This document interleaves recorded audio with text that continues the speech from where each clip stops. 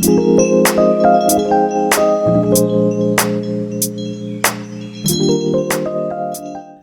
friends, welcome back to my channel. If you're new here, my name is Gigi and today I'm coming to you with a Canadian University application guide, specifically Ontario and Quebec institutions. I don't know if it's synesthesia or something, but in my mind certain things have certain colors. October is purple, right?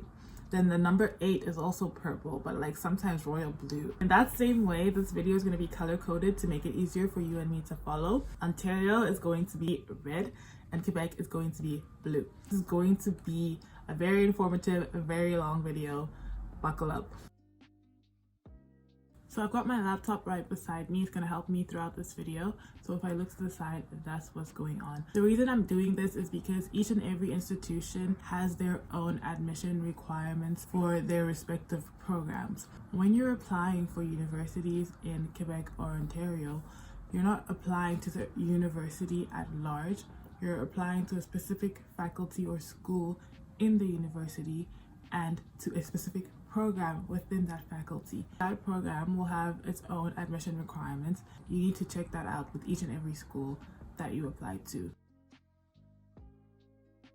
So this list is in no particular order. I'm just reading it from the ontario.ca website. I'm going to be giving you guys universities as well as colleges because Ontario has colleges which are for more hands-on programs. Like for example, if you want to be a paramedic, it's not very practical to go to university for that, and so they have colleges for that. Quebec also has these colleges, but they go under a different name.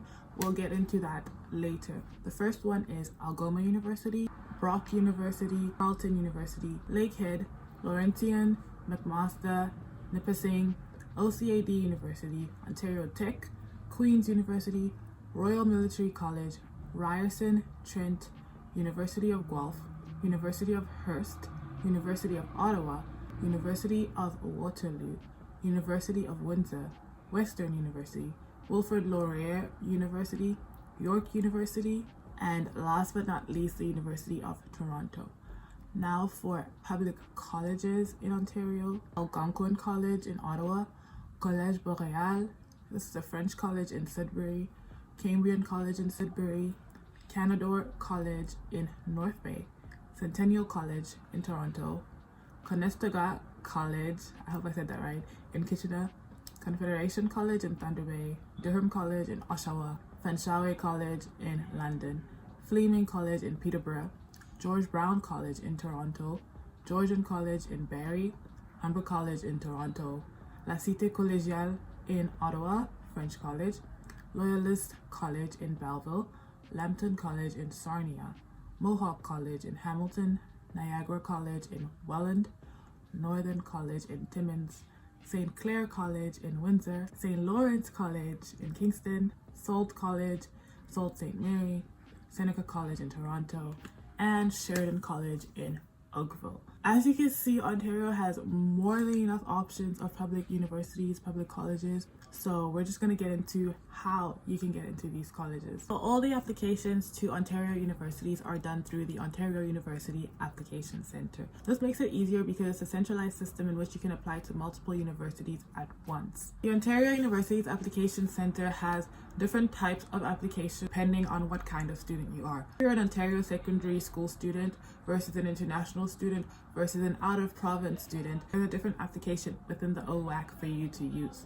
So for Ontario high school students, you apply through the OWAC 101 application. For Canadian students outside of Ontario, you apply through the 105D application. For international students, you apply through the 105F application. The only loophole is that part-time students can apply directly to the schools.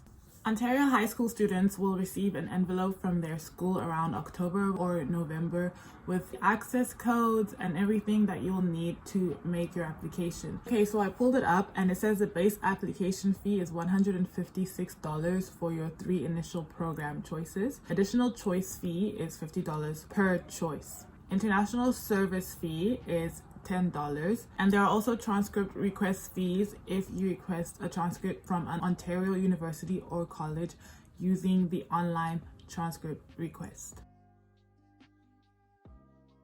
summarize it, Ontario has a centralized system called the Ontario University Application Centre, or OUAC. Through that system, every applicant except a part-time student applicant can apply to any public university in the province. There are 3 different kinds of application portals in OUAC. The 101 for Ontario high school students, 105D for out-of-province students, the 105F for international students. There's a service fee for international students of $10. There's a base fee of $160 for your first 3 program choices, which is required of everyone. So basically, you have to apply for 3 different programs. Going into it, you have to have a first choice, a second choice, and a third choice, just in case you don't get into your first preferred program. If your first, second, and third choice are wildly different, make sure that within your application, you're including documents that will allow you to be accepted to each and every one of those choices. I said earlier in the video, each and every program has its own admission requirements. For example, science students might need a certain grade in mathematics and have completed a certain number of science courses. Creative writing students might need maybe some sample work that they need to submit along with their application. So if your first choice is science and your second choice is creative writing, I'm not sure if that's possible, but at my university, they're in the same faculty. So if your first choice is a science and your second choice is a creative writing, in your application, you have to submit all the necessary proofs and documents for each and every one of those choices, so that if you don't get into science, you at least have everything that they need to evaluate you to get accepted into creative writing or whatever it is you want to get into. So moving on now to Quebec Universities. I found a website for ICU.org. It gives the Quebec Universities in alphabetical order, but it also ranks them. So this should be interesting. I don't know how old this ranking is. The first one is Bishop's University in Sherbrooke. This rank is number 13. Concordia University in Montreal, ranked number 4. École de Technologie Supérieure in Montreal, ranked number 11. École Nationale d'Administration Publique in Quebec City, that is number 17. École Polytechnique Montréal in Montreal, ranked number 10. HEC Montreal, I think it's a business school affiliated to the University of Montreal, and it's ranked number 8. McGill University in Montreal, ranked number 1, big surprise there. Université de Montréal in Montreal, ranked number 2. Université de Sherbrooke in Sherbrooke, ranked number 6. Université du Québec in Quebec City, ranked number 9. Université du Québec à Chicoutimi. Université du Québec à Montréal. Université du Québec à Rimouski. Université du Québec à Trois-Rivières. Université du Québec en Abitibi-Témiscamingue. Université du Québec en Outaouais. I could never say the name of that place, Outaouais. Then Université Laval, ranked number 3 in Quebec City. So the Quebec equivalent of colleges is a CEGEP or CEGEP. And what is a CEGEP, you might ask? It's an acronym from the French term Collège d'enseignement général et professionnel. So this means that general and professional teaching college in Quebec. So these are public schools that provide the first level of post-secondary education. They have pre-university programs that last 2 years and also technical programs that last about 3 years. At the end of a CEGEP program, you receive your Diploma of College Studies or Diplôme d'études collégiales, and with this, you can either go into the workforce or you can apply then to a university. For anyone coming outside of Quebec, you do not need to go to CEGEP, but once you get into your university of choice, you probably will have to do a baseline first year where you complete all the prerequisites as if you were in CEGEP anyways. You'll do this in the span of 1 year instead of 2 years like the CEGEP students get to do. So it's a little bit hectic, but it's not impossible. I see here that CEGEPs also have short duration programs and short-term mobility programs. So basically, if you want to educate yourself in something and you're not down for an entire degree, if it's something much more hands-on or practical, technical, whatever it may be, you have CEGEP as an option. Just like the colleges I mentioned previously in Ontario, you can do so also at the CEGEPs. They do have more broad study programs though. So let's say, for example, you go to university and you apply for a bachelor's degree in a very specific course like psychology. in CEGEP, you'll probably have to do something very general like health sciences. So I found 67 different CEGEPs. So we're just gonna go right into it, and you know, there's no getting around it. I want to give you guys the information. CEGEP de l'Outaouais, Campus Félix Leclerc, 15 programs in Outaouais. This is in French too. Okay, this is kind of impossible for me. You know, I was down in the beginning, but I realized there's just way too many. So what I'm going to do is I'm going to leave links in the description to the websites where I'm getting all of these lists and names, because when it comes down to it, when you're applying to these places, it really is institution specific. Not every CEGEP will have the same programs. Not every CEGEP will have the same geographical location that relates to the program that you want to do. Like for example, if you want to do a very like environmental or agriculture related programs, it would be amazing if you found a CEGEP with a campus that's in nature, you know? So all of these factors that you consider them yourself. After having looked at these lists, there isn't really a shortcut or a fast way around it. So I'm going to provide these lists for you, and you can decide if you want to do that yourself. So to apply to CEGEP, Quebec high school students will coordinate with their guidance counselors and apply through a portal called, I forgot what the portal is called. Okay, so for applying to the different CEGEP, there's different portals. So for admission to Champlain Regional College, there's a specific portal. Dawson College had its own portal where there's SRACQ, and these are for just Quebec CEGEPs in general. SRASL, which is for the specific CEGEP in Saguenay-Lac-Saint-Jean, and then there is the SRAM that I mentioned earlier for the CEGEP in Montreal.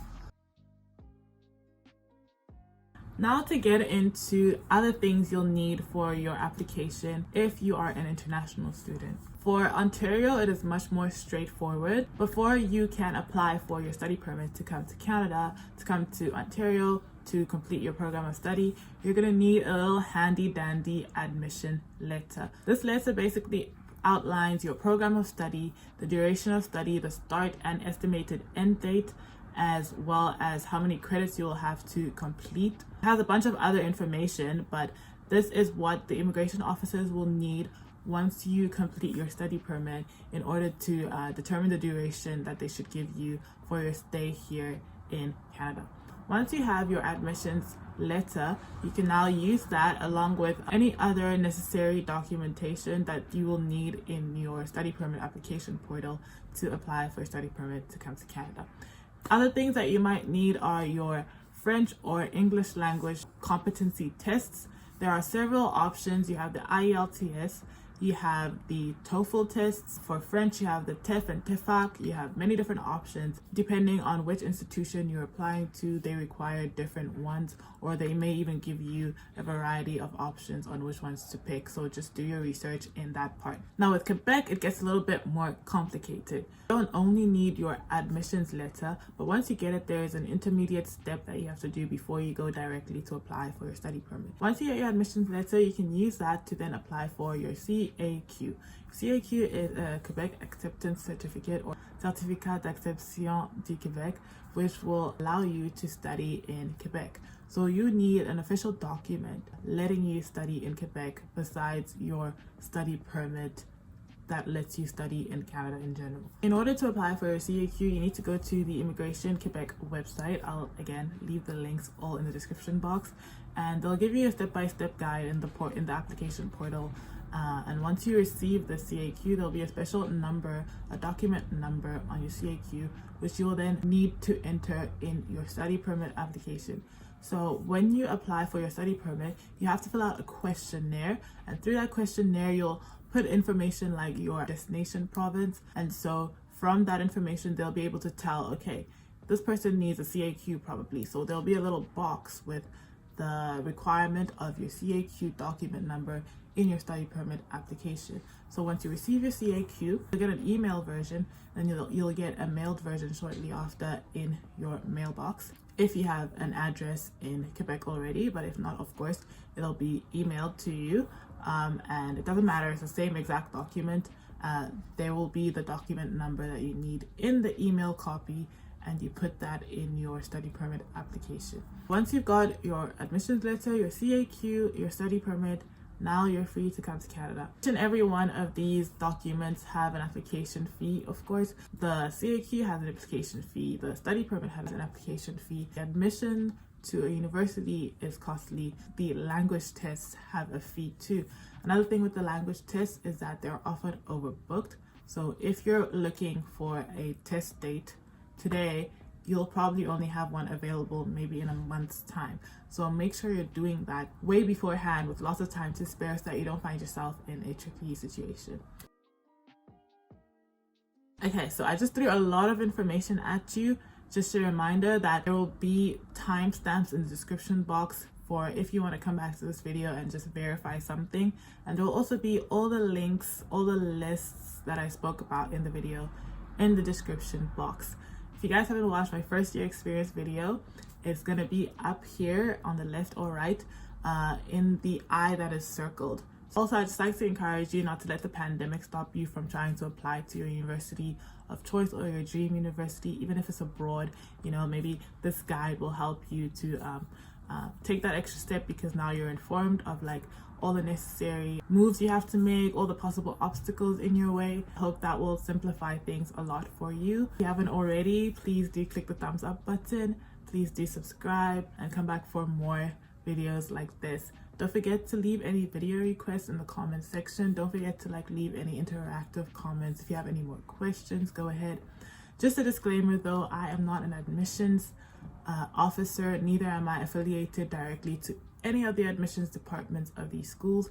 I'm just a helping hand here online for you. So I will answer what I can, but I cannot really help you solidify an application or anything like that. So that's just a disclaimer, because I did get a few messages, people who expected me to kind of go above and beyond, and that's kind of in your own hands, unfortunately.